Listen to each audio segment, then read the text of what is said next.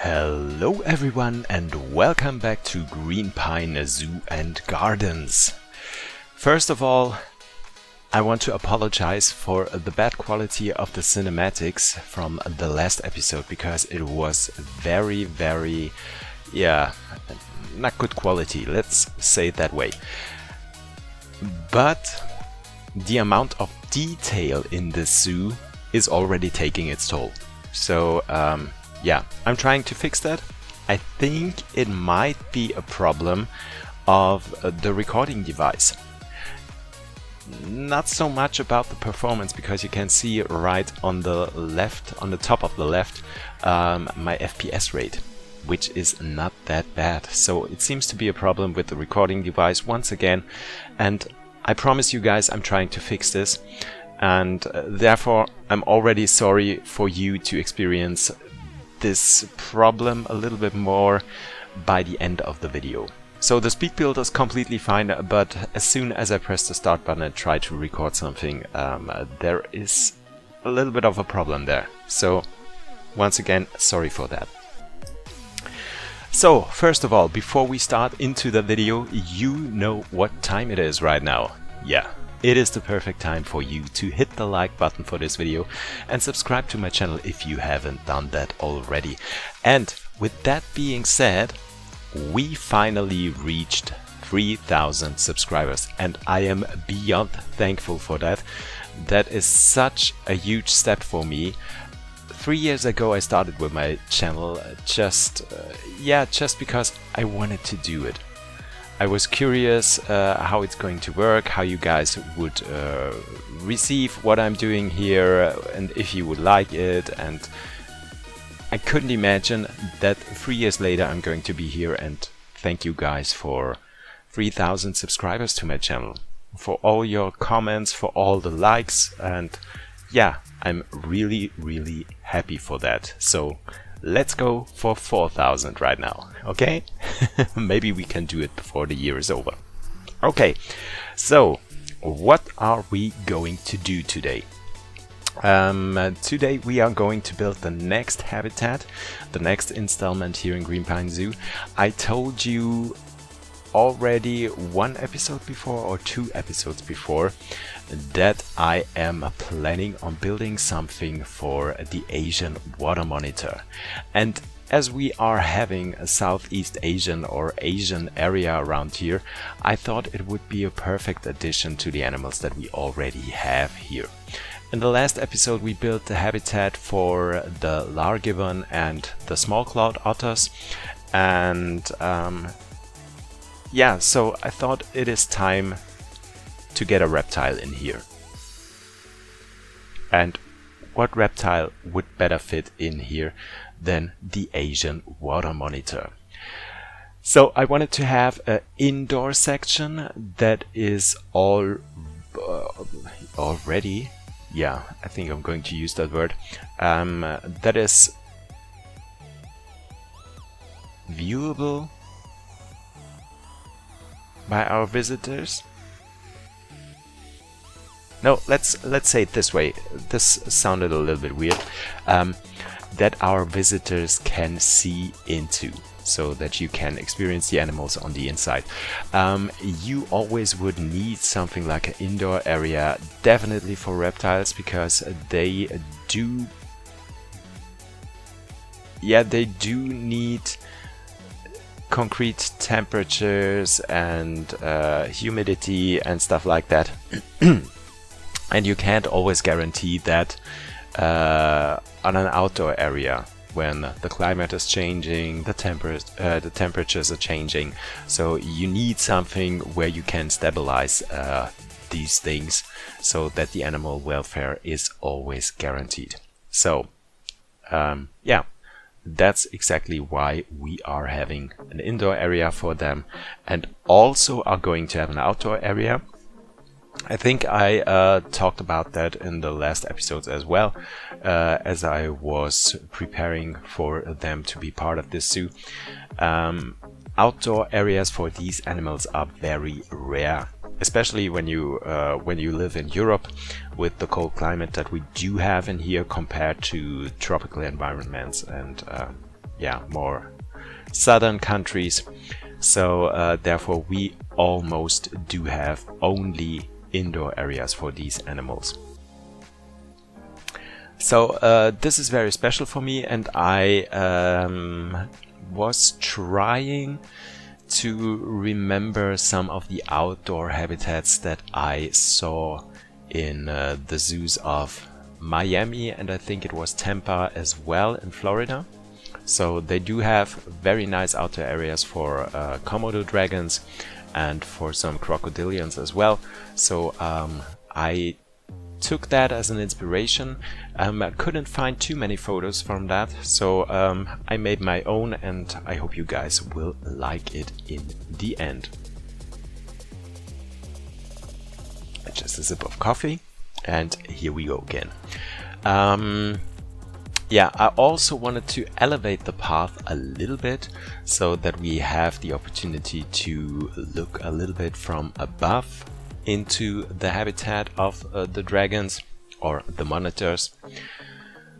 I think I told you guys in the last episode that this is not a great thing to do, to visit animals or to see into the habitat of the animals from above, because most of the predators do come from above and this causes the animals a lot of stress. But I think it won't be that much of a problem for a reptilian, because yeah, most of them are predators and not prey. So yeah, therefore I used the limestone pieces. I really do love the structure of those. No, it's not the limestone pieces. Damn it. I thought this episode I know all the words and I don't have to look them up, but yeah, I do have to. I think it is... Just give me a second. Clay. Yeah. The clay pieces. I really do love to use those clay pieces. You can also use them for creating flat roofs, because the structure of those is so nice, and especially when you color it a little bit into a dark brown, it looks pretty good as a roof as well.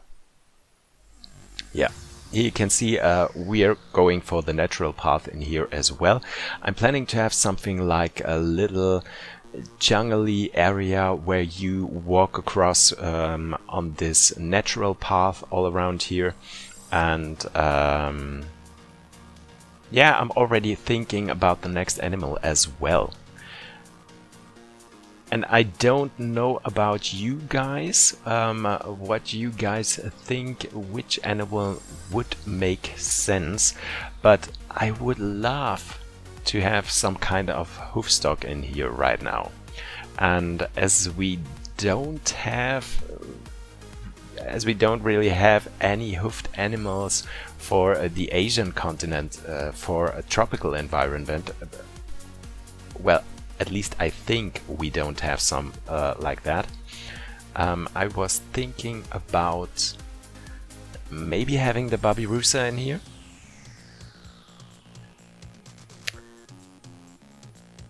I also was thinking about combining animals once again, because I love to do that in here, but I just can't come up with any idea which animal I could...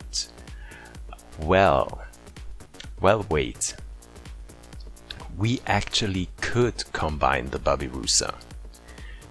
We could do something very unconventional, and something you might not have seen this far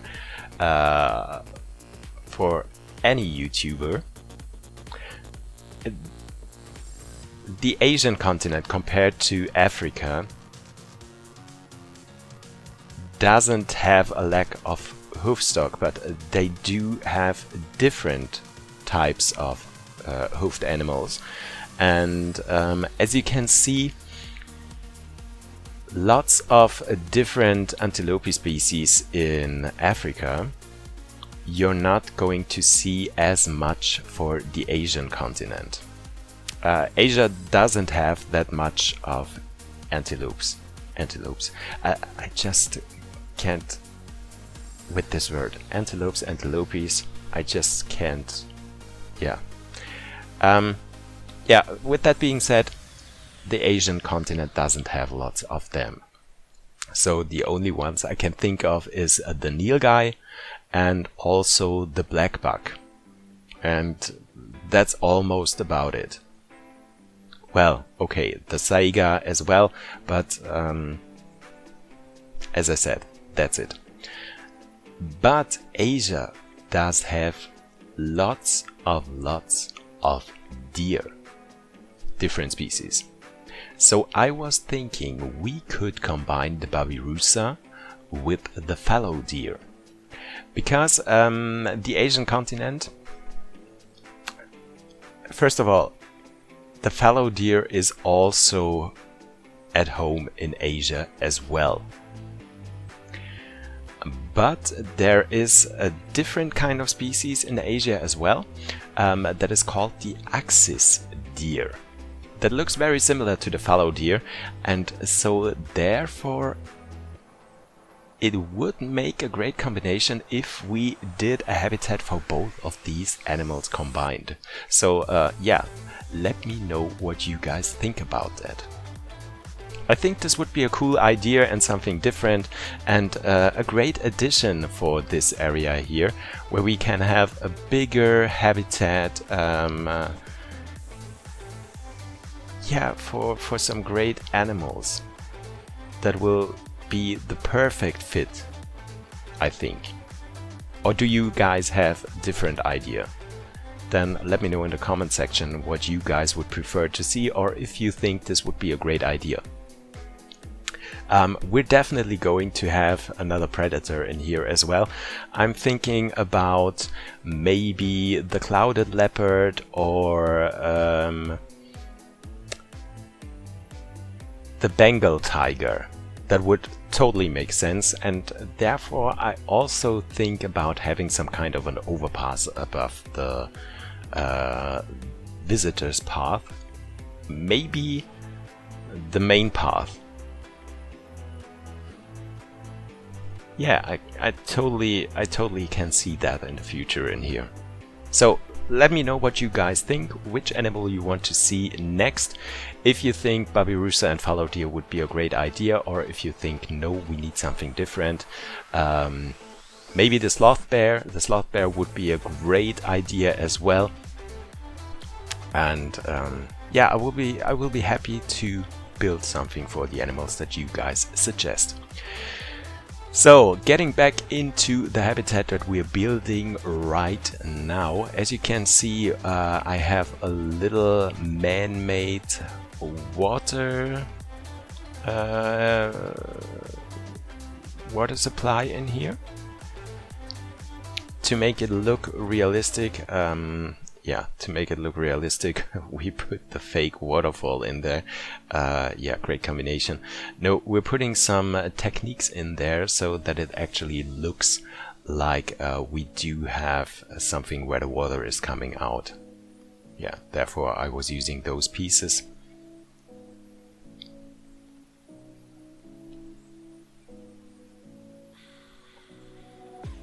And also trying to make it look a little bit more realistic by putting down the special effects as well in a later state, so that we do actually have the water splash effect in there.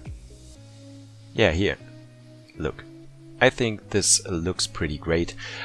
We do need lots of plants in here as well, that are going to be put in a few minutes.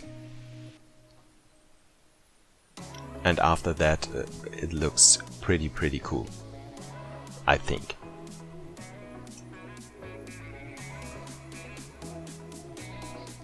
And once again, at the end of the video, when the animals arrive in here, they are happy with their habitat, but they are not excited. Once again, I just can't manage to make the animals completely happy by like 100% or whatever. It's always in the yellow. So this, I hope I can make up on that in the future, because yeah, it's quite annoying. Usually I'm pretty good by building habitats and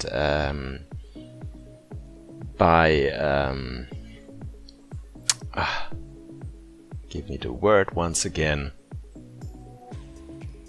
Just a second.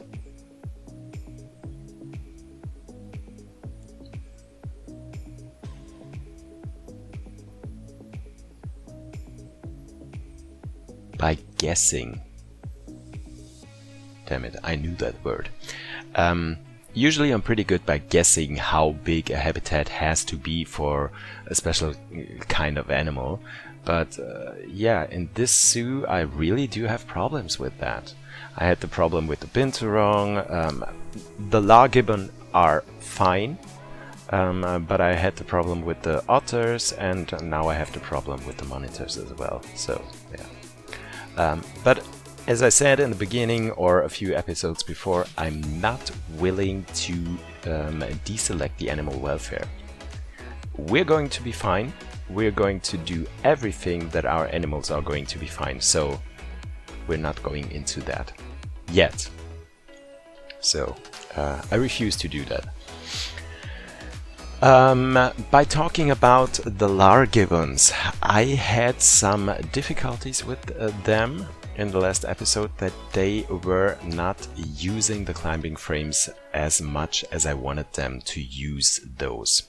I already had the problem with the binturong and with the largibbon as well, so I was looking into that, and my friend Sonja Lalalu told me that in fact the knots from the rope knots that I put on the bamboo once again word scaffold. Yeah, it was scaffold that I put on the scaffold were the problem why the animals couldn't climb. So the notes did stop them from climbing all the way up. So what I did off record was, or off screen, was that I deleted some of them. It doesn't look that much realistic now, but the animals actually can climb. And you've seen it in the beginning of the video with the small footage that I put in here, that the animals actually are able to climb. Yeah, so having massive problems lately with animals climbing. I did with the binturong, I did with the binturong in my DLC series, and now with the largibbon as well. So pretty annoying, but it is what it is. I also sold one of my otters, as they were not that happy, and now I think they are actually in the green, not in the yellow anymore. So we're not having 5 of them right now, we do have 4, and that's completely enough.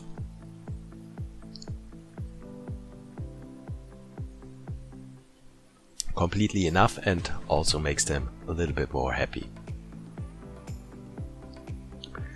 Yeah, creating the barrier right now.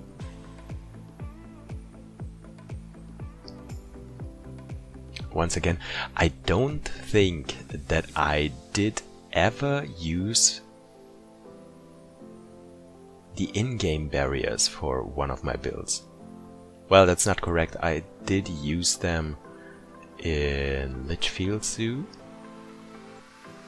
I don't think that I used them in Brooksburg, but I'm not quite sure. Most of the time I use the invisible barriers because it is so much easier with the invisible barriers, and also for the franchise players with you guys, it is easier to use the invisible barriers and build your own barriers, because you won't have the problems with the barriers breaking down. So if you build your own barriers by using all the building pieces that we do have in the game and making the invisible barrier around that, you won't have the problem that you need a technician that will take care of your barriers and will check them all the time. So if you have the invisible ones, those won't need any fixation. You don't need to repair them because they won't break down ever. So yeah. So if you want to make you feel a little bit more safe, or decrease the stress level of yourself by building something for your franchise zoos, you should always consider building your own barriers and using the invisible barriers. That would make your life in franchise way easier.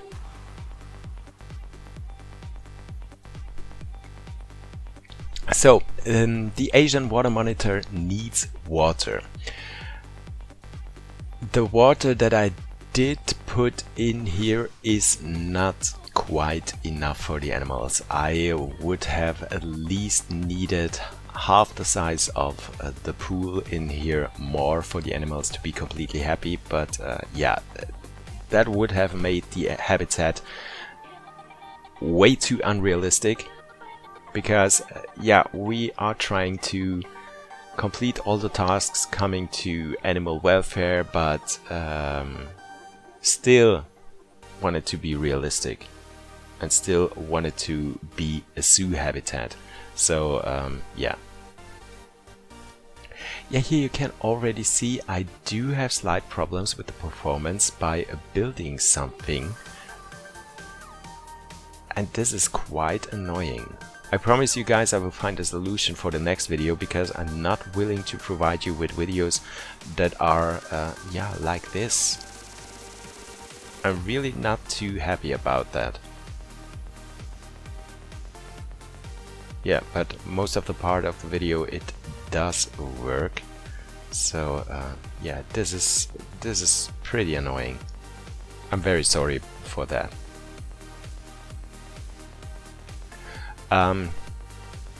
Yeah, back to the water space that the animals do need, the monitors do need.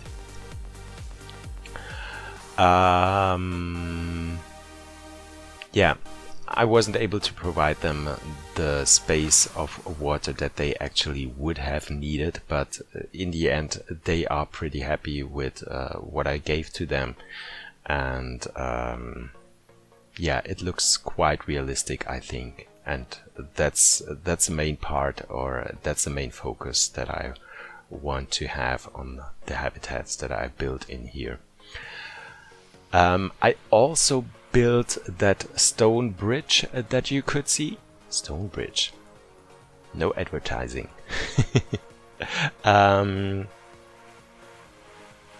Wouldn't have needed that, because the animals are pretty fine swimming through the pool and towards the land area, and we would not need our keepers to be able to go over there, because we don't have any food supplies on the other side, so there's no need for the keepers to go over there. But with the stone bridge they actually would be able to go there, and therefore I'm pretty fine with that. Just a little backstage area, not too exciting, not too complicated, yeah, just some little things in there. And now we are going into planting on the outdoor area. Once again, using lots of the Oceanian, or exclusively the Oceanian plants that we do have in the game, because I'm obsessed with these plants. They are my most favorite plants in the game, besides all of the desert plants that we do have, because I really do like them as well. They are just amazing, and I love to create beautiful desert habitats as well. Maybe we're going to see that in the future if the zoo doesn't crash within the next few episodes. Yeah, but I'm definitely planning on showing you some more of that.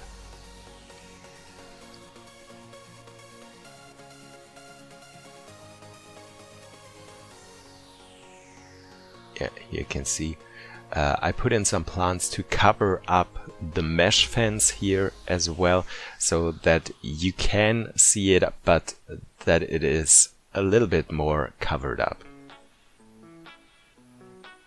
Putting some plants in the background for the Lar gibbon habitat as well. Some more plants in here.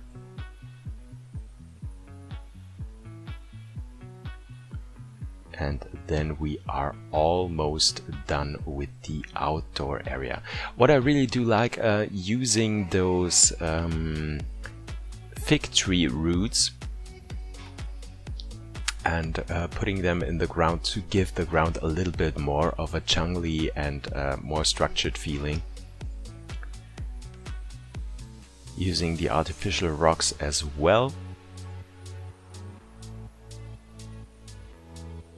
And some of the bison grass, which is also a plant that I fell in love with so much, because when you use it from time to time, especially when you use it for these artificial rocks that I put in the ground, it looks so good. I was using the Aristidia grass in the past as well a lot. I really do love it, but I like the bison grass a little bit more now.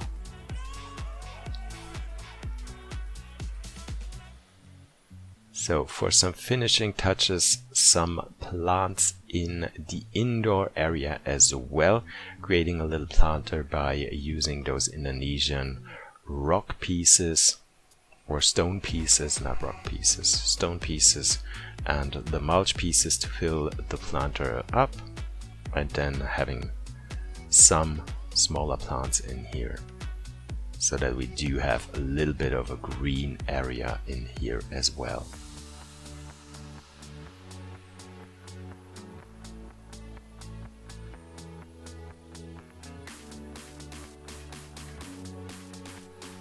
Once again, the Oceania plants. Trying to make sure that none of the plants are sticking through the walls.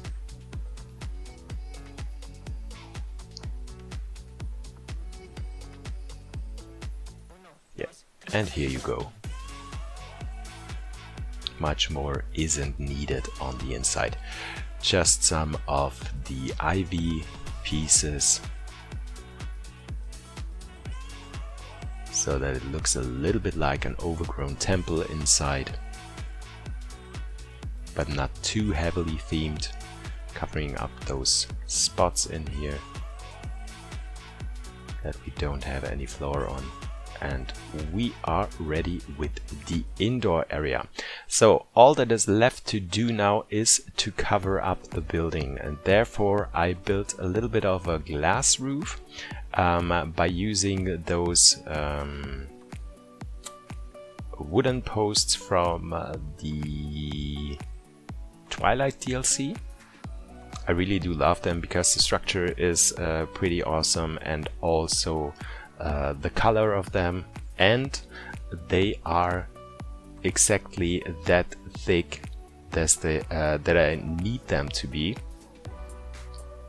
which is also a little bit annoying every time when I build something in my DLC Zoo series, because I do have the problem that I can't find the perfect wooden post, because the perfect one is only in the Twilight DLC, and I'm not supposed to use anything from any other DLC than for the DLC that I'm building. So yeah.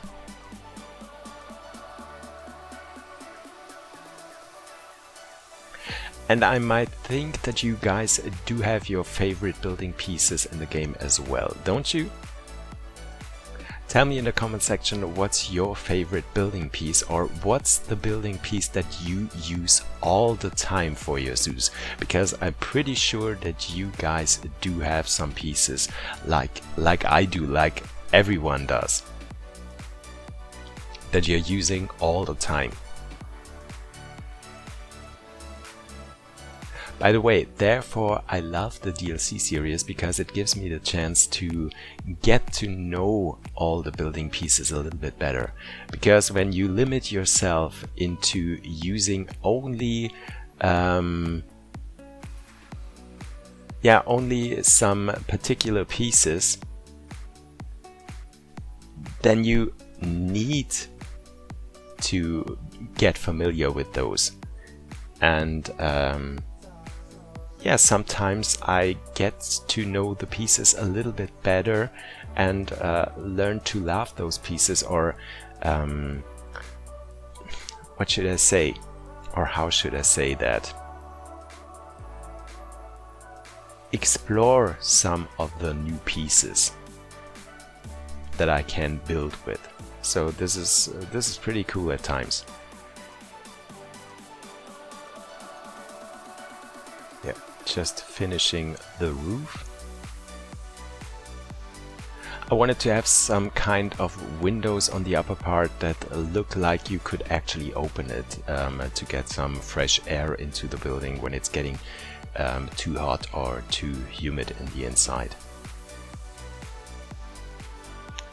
So putting some plants around the outside of the habitat to fill that up.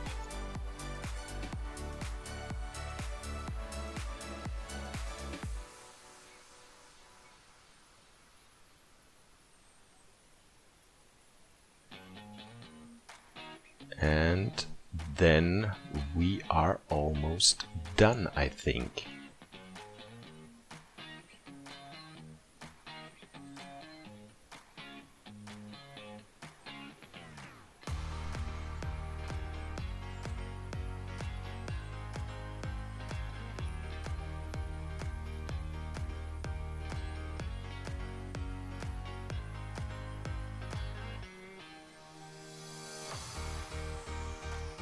Yeah, just some more around here.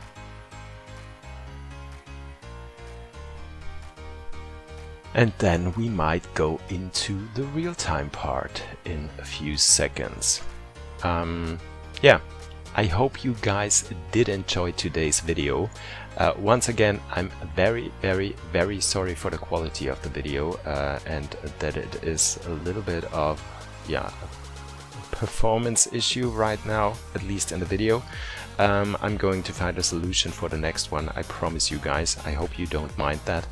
I hope you did enjoy the video nevertheless, and if you did so, leave a like for the video, subscribe to my channel so you don't miss out on next week's episode here in Greenpine Zoo and Gardens, when we are going to have much likely a habitat for the babirusa and the fallow deer, which I'm looking forward to.